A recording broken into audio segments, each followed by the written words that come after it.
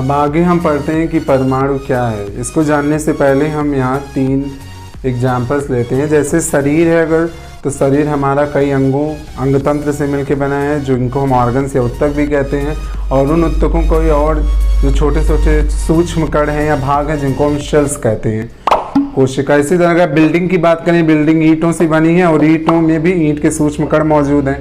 इस तरह जल की बात करें तो H और O के बड़े कण, फिर H और O के सूक्ष्म कण। तो बार बार ये जो सेल्स हैं या ईंट के सूक्ष्म कण हैं, H और O के सूक्ष्म कण हैं, तो हम देख रहे हैं कि हर द्रव्य या हर वस्तु सूक्ष्म कणों से मिलकर बनी है, और वही सूक्ष्म कण क्या है? परमाणु है। तो सूक्ष्म कण जिससे प्रत्येक द्रव्य बना हुआ है वह क्या है? परमाणु। यही है जो एक रचनात्मक इकाई है, मतलब वो इकाई जिससे रचना का निर्माण हुआ है, किसी भी रचना का। फंक्शनल यूनिट जिसको हम कहते हैं अंग्रेजी में। अब आगे हम पढ़ेंगे कि परमाणु के प्रतीक चिन्ह किस तरह निर्धारित हुए। शुरुआत में क्या निर्धारण का तरीका था, अभी वर्तमान में क्या निर्धारण का तरीका है। तो हमने 3 उदाहरणों से देखा कि परमाणु किस प्रकार जो है, चाहे वो हमारा शरीर हो या कोई बिल्डिंग हो या कोई भी द्रव्य या पदार्थ हो, उसकी एक रचनात्मक इकाई है। अब इस परमाणु की परिभाषा अगर एग्जाम में लिखने को आती है, इसके कुछ लक्षण लिखने को आते हैं, तो क्या कुछ बातें यहाँ परमाणु से संबंधित हैं। जैसे यह सूक्ष्मतम रचनात्मक इकाई है, मतलब कि ये सबसे सूक्ष्म पार्ट है किसी भी द्रव्य का। यह रचना या द्रव्य का आधार है, बिना इसके किसी भी वस्तु का निर्माण नहीं हो सकता। इनके कणों की त्रिज्या नैनोमीटर मीन्स 10⁻⁹ या फर्मी मीटर 10⁻15 के आकार में होती है। आपकी बुक में टेबल भी बना हुआ है, उसमें हाइड्रोजन और कुछ तत्वों के त्रिज्या का आकार दिया हुआ है कणों का, तो वहाँ से भी आप देख सकते हैं। वो फैक्चुअल डेटा है, तो आप बुक से उसको देख सकते हो। बाकी परमाणु की इसमें से कोई भी परिभाषा आप लिख सकते हैं अगर 1 मार्क्स का क्वेश्चन आता है तो। अब परमाणुओं के जो तत्वों के परमाणुओं के संकेत हैं, उनको जानने से पहले हम ये समझ लेते हैं कि संकेत का इस्तेमाल हुआ क्यों। और यदि हम केमिस्ट्री में बार बार केमिकल रिएक्शंस लिख रहे हैं या किसी तत्व का नाम लिख रहे हैं, बार बार हम अगर पूरा ऑक्सीजन लिखेंगे, हाइड्रोजन लिखेंगे, तो टाइम टेकिंग हुआ। तो उसी को समराइज और सांकेतिक रूप में लिखने के लिए ही इन संकेतों का प्रयोग हुआ। तो सबसे पहले डाल्टन ने प्रयास किया था। उस समय तत्वों की मात्रा कम थी, ज़्यादा तत्व नहीं खोजे गए थे, तो मात्रा के आधार पर उन्होंने तत्वों के संकेत रखे थे। जैसे हाइड्रोजन में का संकेत है कि एक गोले के अंदर एक पॉइंट है, मतलब ये एक ही परमाणु है अकेला, या इसकी मात्रा जैसी रही होगी उसके हिसाब से हुआ। कार्बन में इस तरह उन्होंने सिंबल लिखा है कि आधा भरा आधा खाली। फास्फोरस ज्वलनशील है, तो उसके लिए एक खास संकेत का इस्तेमाल हुआ है। तो डाल्टन ने मात्रा या विशिष्ट उनके गुणों के आधार पर संकेत बनाए थे। तो तत्वों की संख्या कम थी। फिर जब तत्वों की संख्या बढ़ने लगी, कुछ तत्व एक जैसे नाम के दिखने लगे, तो बर्जीलियस ने नामों के 1 या 2 अक्षरों का इस्तेमाल किया। जैसे हाइड्रोजन के लिए H उसका पहला अक्षर, ऑक्सीजन के लिए उसका पहला अक्षर O। लेकिन ये भी ज़्यादा दिन तक प्रासंगिक नहीं रहा, क्योंकि बहुत सारे तत्व जिनका नाम सिमिलर होने लगा, उनके पहले और दूसरे शब्द मिलने लगे। इसलिए फिर पाए गए स्थानों की उत्पत्ति के आधार पर भी कुछ प्रयोग किए गए। जैसे कॉपर का नाम रखा गया सिप्रस, Cu इसका संकेत है। ऐसे अर्जेंटीना में सिल्वर मिला था सबसे ज़्यादा, सबसे पहले, तो वहाँ उसका संकेत Ag है, अर्जेंटेनम जिसको कहते हैं। और तो क्या हुआ कि लास्ट में आज जो हम प्रयोग कर रहे हैं संकेतों का इस्तेमाल, उसमें दूसरा और तीसरा का इस्तेमाल तो हुआ ही, साथ साथ उसमें और कई चीज़ें शामिल की गई। जैसे लैटिन भाषा का अगर हम इस्तेमाल कर लें तो उससे संकेत अलग हो जाएंगे, 2 के संकेत नहीं मिलेंगे तत्वों के। अंग्रेजी भाषा के पहले अक्षर किसी मिले, किसी में पहला अक्षर बड़ा कर दें, दूसरा छोटा कर दें। इस तरह ज़्यादातर पहला अक्षर हम बड़ा रहेगा अगर हम 2 अक्षर ले रहे हैं, और दूसरा अक्षर छोटा रहेगा। ये बात ध्यान रखनी है कि पहला अक्षर किसी भी हाल में छोटा नहीं होना चाहिए, वो कैपिटल लेटर ही होगा, और दूसरा वाला स्मॉल में रहेगा। चाहे वो लैटिन भाषा से कोड किया गया हो, चाहे इंग्लिश अंग्रेजी भाषा से, चाहे उस जिस स्थान पे सबसे पहले पाया गया उसके हिसाब से। कुछ का उनके कलर के हिसाब से भी नाम दिया गया। जैसे गोल्ड का, गोल्ड माने पीला होता है, तो सोना पीले रंग का होता है, इसलिए उसका नाम गोल्ड उससे लिया गया है। तो इस तरह जो आधुनिक तरीका हम यूज कर रहे हैं उसमें दूसरा तीसरा तो इस्तेमाल ही हो रहा है। जो बर्जीलियस ने बताया था या उनके उत्पत्ति के स्थान पर साथ साथ लैटिन अंग्रेजी भाषा के पहले अक्षर या पहले 2 अक्षरों का उपयोग किया जा रहा है। जैसे एल्युमिनियम यहाँ लिखा है, बेरियम लिखा हुआ है, मैग्नीशियम है और ये जिंक। इन सब के संकेत जो हैं ये आधुनिक तरीके से अब जितने भी तत्व आगे भी खोजे जाएंगे उनमें भी दिक्कत नहीं होगी, क्योंकि हमारे पास इतने ज़्यादा लैंग्वेज हैं। किसी भी लैंग्वेज का इस्तेमाल करके हम डिफरेंस क्रिएट कर सकते हैं एक तत्व और दूसरे तत्व के बीच। तो आधुनिक जो तरीका है वो सबसे ज़्यादा मीनिंगफुल है। जैसा कि हम द्रव्य के बारे में पढ़ चुके हैं कि कोई भी द्रव्य या जो पदार्थ है वो स्थान घेरता है और कुछ ना कुछ इसमें भार होता है, उसी प्रकार परमाणु भी है कि ये भी एक जगह घेरता है तत्व के अंदर और इसमें कुछ ना कुछ द्रव्यमान होता है।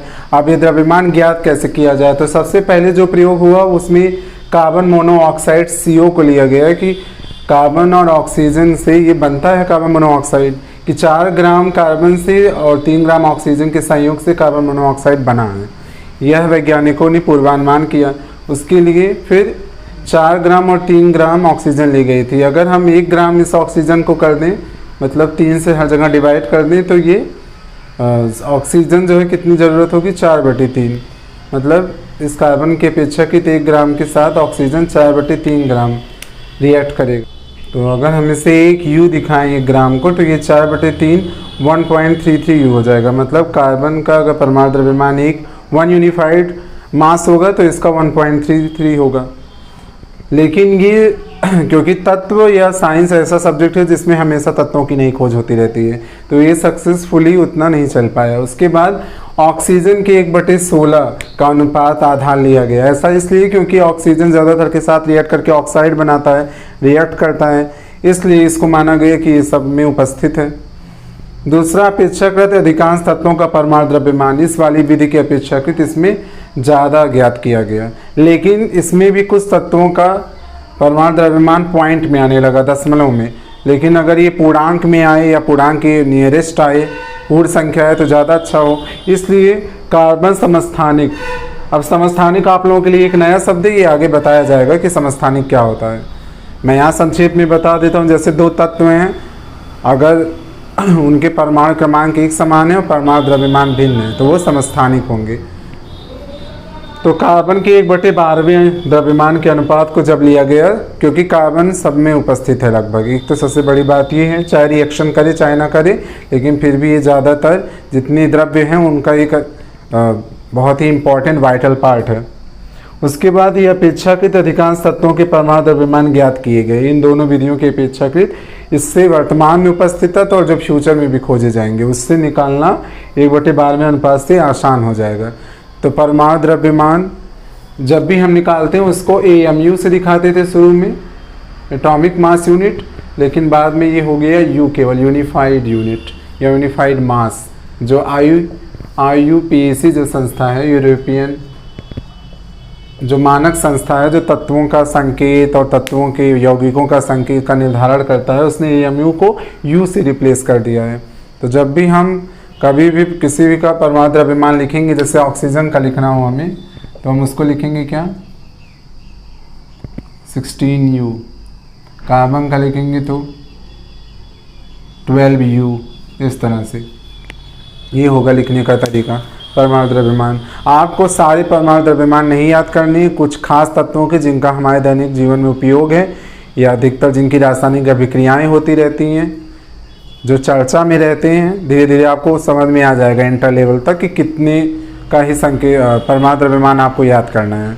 तो कुछ खास तत्वों का यहाँ चार्ट के रूप में दिया भी है, आप उसको देख भी सकते हैं बुक में।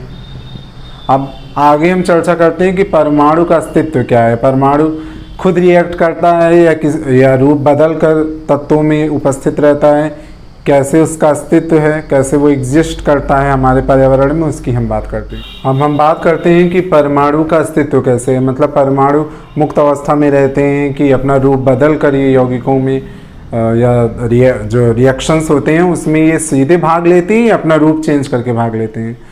तो सबसे पहली बात कि परमाणु स्वतंत्र रूप से नहीं रह सकते हैं, मतलब इस तरह से कभी भी रिएक्शंस में ये पार्टिसिपेट नहीं करते। जैसे कि आप किसी भी रिएक्शन में देखोगे कि HON ये आप नहीं इस्तेमाल करते, क्योंकि ये H का एक परमाणु, ये O का एक परमाणु और ये N नाइट्रोजन का एक परमाणु दिखा रहा है। ये केवल संकेत के रूप में आपको बुक में लिखे दिखाई देंगे, लेकिन जब भी रिएक्शंस होते हैं उसमें ये कभी इस तरह से पार्टिसिपेट नहीं करता केमिकल रिएक्शंस में। ये संयोजन से अणु बनाते हैं, जैसे 2 H मिलेंगे तो वो H2 बनाए, O2 मिले तो O2 बनाए, 2 नाइट्रोजन मिले तो N2 बनाए। इस तरह से अणु के रूप में ये विद्यमान रहते हैं, मतलब परमाणु मिलकर अणु बनाते हैं संयोजन करके। दूसरी, ये इलेक्ट्रॉन या इलेक्ट्रॉनों के ग्रहण या त्याग से आयन बनाते हैं। जैसे अगर हम सोडियम की बात करें तो ये इलेक्ट्रॉन का त्याग करके Na+ आयन बनाता है सोडियम का ये परमाणु।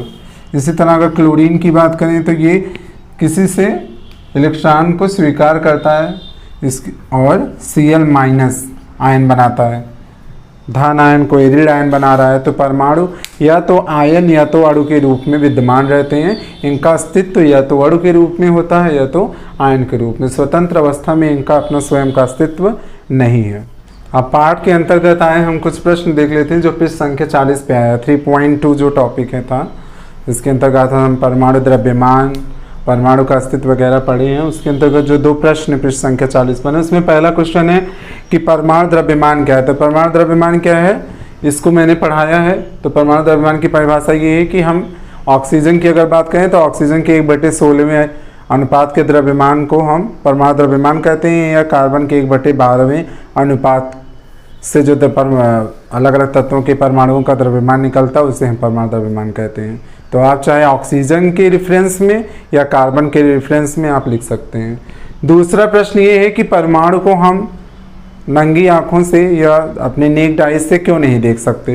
तो उसका रीज़न ये है कि इनकी कणों का आकार नैनोमीटर से लेकर फर्मीमीटर 10⁻⁹ से 10⁻15 मीटर के मध्य होता है, जिसे आँखों से देखना संभव नहीं है। इसलिए इसको देखने के लिए माइक्रोस्कोपिक डिवाइस की ज़रूरत होती है, मतलब हम एक खास डिवाइस से ही देख पाएंगे इसे। तो इस प्रश्न का उत्तर ये होगा। अब हमने अध्याय 3 के अंतर्गत परमाणु द्रव्यमान मतलब परमाणु की संकल्पनाएं पढ़ ली हैं। अब आगे जो वीडियो है उसमें हम अणु की संकल्पना, मोल की संकल्पना पढ़ेंगे।